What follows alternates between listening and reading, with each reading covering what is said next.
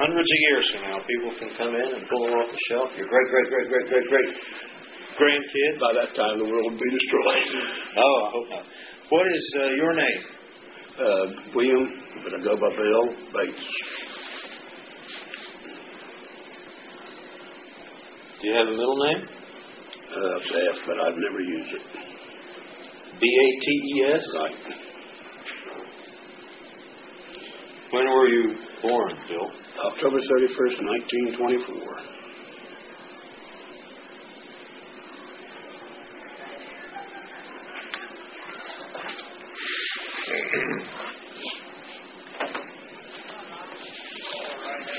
Do me a favor. There's a little bit of a shadow, so could you take your hat off and lay it right there? Oh, yeah. Okay, we've got a little bit of the shadow. Now we can see it. All right, Bill. Now, what's your current address? 2314 Cleveland Avenue, Portsmouth, Ohio. Okay, and you're retired, I presume? Retired from the NW Railway. Okay. When did you retire there? 1984, October 1st. Okay. How long did you work with them? 39 years. You might have known. What was your job there, by the way? I was a dispatcher and retired as a base agent. Okay. My grandfather was William Williams, and he was a blacksmith there. Well, Bill Williams. Mm-hmm. Did you know him? No, I didn't know. Okay. Now, what were your parents' names? My father was William F. Bates. My mother was Selma Wolf. Do you know your father's parents' names? These would be your my grandmother was Dealman, Mary Dealman. I did not know my grandfather. Okay. Now, on your mother's side, what was her parents' name? Anna Katrina Wolf and John Wolf. And her maiden name was Wolf. Wolf. Okay. Are you married, single, divorced, widowed, separated, all the above, or what? Widow. Okay. What was your wife's name? Marilyn. And what was her maiden name? Mantell, M-A-N-T-E-L. Okay. Now, do you have any children? 2, boy and a girl. What are their names? Son is David John, and daughter is Barbara Carroll. Is her last name Carroll? What is her middle name? Okay, what's her last name? Lute. L-U-T-E. Right. Okay. Are they local or? Barbara's local. David is in Grove City, Ohio. He's counselor 3 schools. Right. Do they have children? Barbara has 3 children, and David has 2. Okay. You know their names offhand? Oh, yeah. Okay. Barbara's children are Marilyn, Brett, and Lindsay. L-Y-N-N-S-I. Right.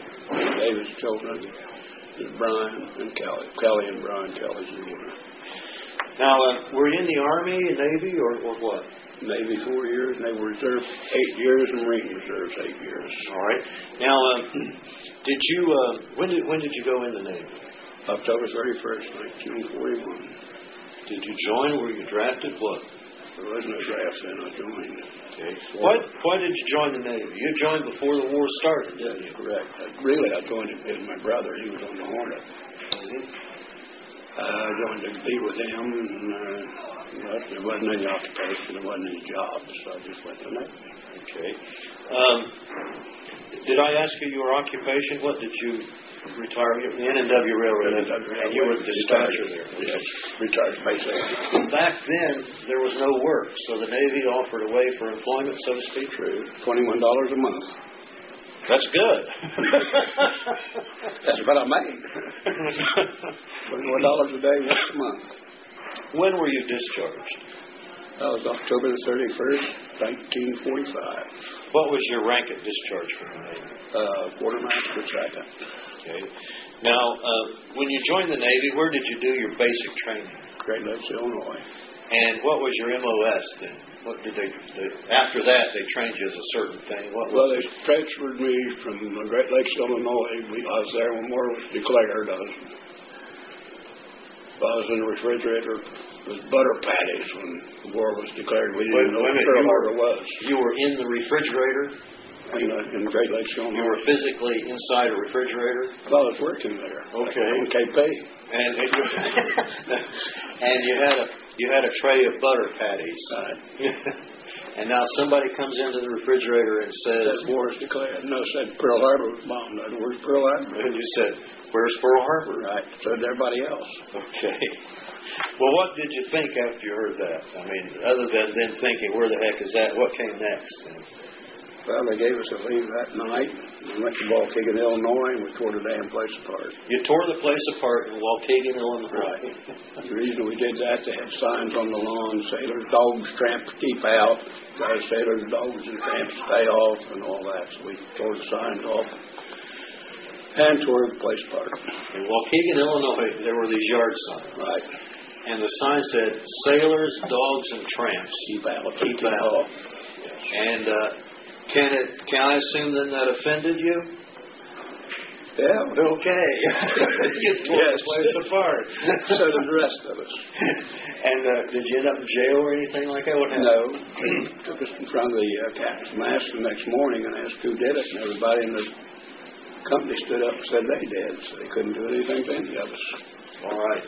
Well, so nothing came of that then, and then let me ask you this. After Great Lakes, where did you go? San Diego, California. What did you do there? Went to the radio school. Okay. And how long did that last? I think it was 4 months, if I recall. 4 months of radio school? Did you have to learn Morse code? Oh, yeah. And then after that, what? I come out of radio school, radioed in 3rd class. And they shipped me to New Orleans, Louisiana, in the Armed Guard. Where? New Orleans, Louisiana. New Orleans. What did you do there? I was in the Armed Guard. What is that? Naval men on merchant ships. Was that your job then throughout the rest of the war? What happened? No. How long were you in the Armed Guard? Well, I was in the Armed Guard the entire time I was in the Navy, until the last few months, and went to San Diego before my discharge. Got permanent shore patrol out there. They sent us out there, and my group went to Guam. I had enough points for 3 discharges, so they put me in officers' chemical warfare instructor school, just to have something to do with me, really. And then after that, then they asked me if I would want a shore patrol, where would I want it? I talked to the chief. I said, well, this is typical. You say you want Diego, and they give you L.A. or what? He said, no, I'll guarantee you, it's what you want. So I said, okay, I'll take L.A. All right. And now, while you were in the Armed Guard in New Orleans, how long were you in New Orleans? That's your port that you worked out of? That was the port I worked out of for all the time in the Caribbean, and I went to Key West, caused a Russian ship out of Key West, back into New Orleans. I was mostly in the Caribbean there for a while. What kind of experiences did you have as an Armed Guard out of New Orleans? What do you mean now? I mean, you were out sailing? Yeah. Okay. I was at sea all the time. See it all the time. Okay. And the purpose was to protect. Were you a gunner on a ship? No, I was a radio operator. You were the radio operator. Right. But I was also. When I first went on the Armed Guard, I first went on a merchant ship. There was no other naval personnel on it, just radio operator. So I was with the officers. I was an officer's forecastles. I ate with them, slept with them, and everything else. And gradually they got gun crews on them. Okay. Now, did you get liberty in New Orleans? Oh, yeah. Okay. Were you married at that time? No. What does a single sailor do when he goes on liberty? Well, 17 years old. At 17 years of age, there wasn't a heck of a lot we could do, but we went to Lake Pontchartrain, Unit Park. Okay. Just what normal boys do. You joined when you were 17? Yes. My 17th birthday.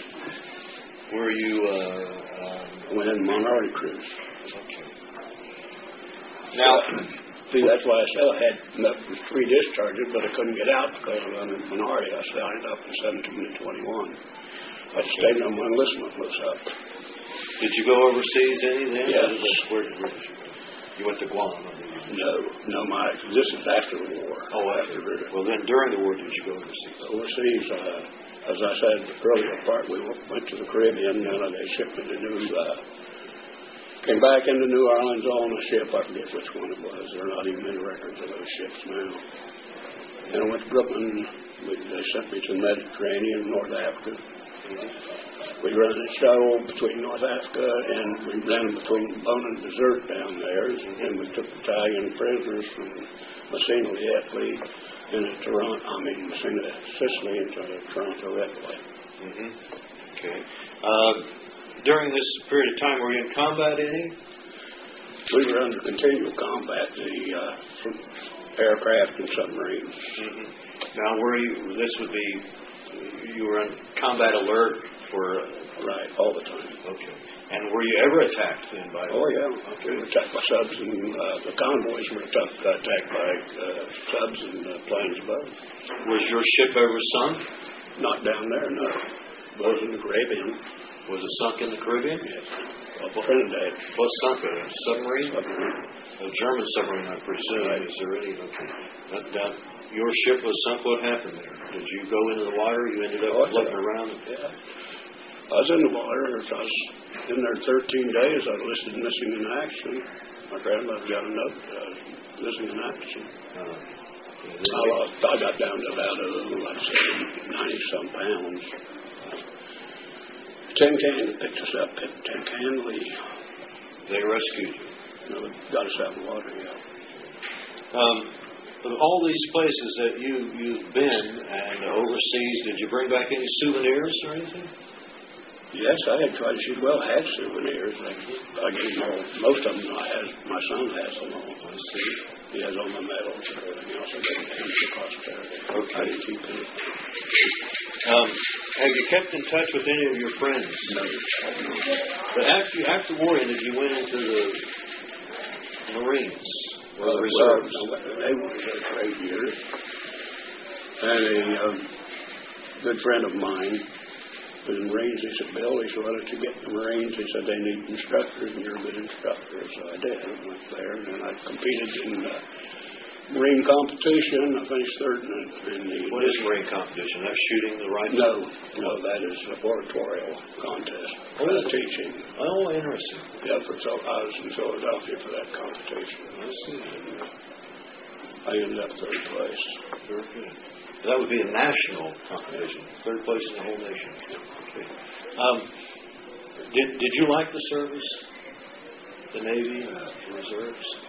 Really, I don't know how to put it, really, because it wasn't whether I liked it or not. I just felt like I should. Did it change you any? Well, service changes everybody, especially when you're 17-year-old kid and you win. That's why I highly recommend that every person in the world go, boys and girls, go to service for 2 years.